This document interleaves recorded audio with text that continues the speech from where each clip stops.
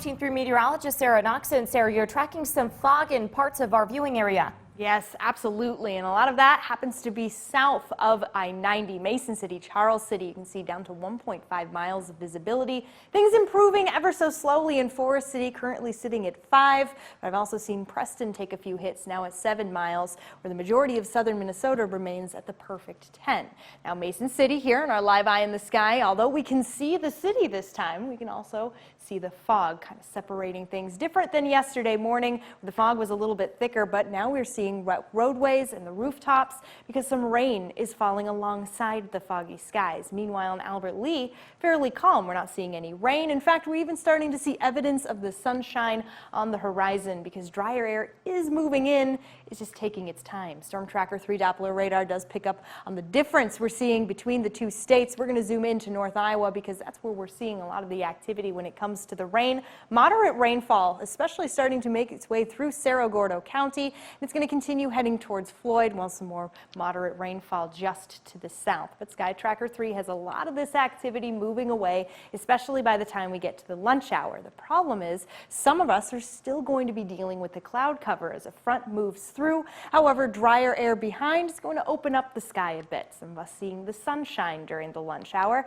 Maybe not mostly sunny skies. We're looking at more partly sunny skies, but regardless, the sun is still nice. It's not until we get into the evening commute that things start to open up a little bit more across North Iowa. Still dealing with some thicker clouds. By tonight, though, some more clouds develop before clearer skies make their way in for early morning on Wednesday. Current temperatures right now, though, not bad all across the areas. We're kicking things off in the 60s. It's 64 in Charles City, 63 in Austin, so a little warmer there. As for the rest of the morning, we're going to continue to warm up. Again, that's going to make us a little bit different than the dew points, which are going to hover around 60 once again today, burning off a lot of the fog that we're seeing as the showers continue to move out. Today's high temperatures getting right back into the middle 70s. Beautiful, but still below the average. We should be a little closer to the 80-degree mark, and they're the partly to mostly cloudy skies we'll see today. And now let's move on to humidity. The dew point trend not only coming into the middle of the week, but ultimately into the weekend. We start to see the rise, and by Saturday, 65 degrees the dew point. It's going to be sticky, and it's going to be warm. And you're going to see here on the 7-day forecast where the weekend is always in view.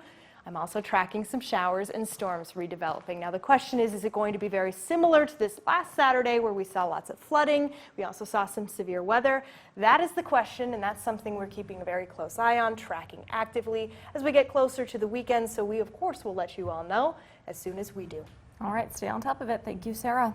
Well, the standoff with Iran escalated on Monday. Tehran said it plans to violate the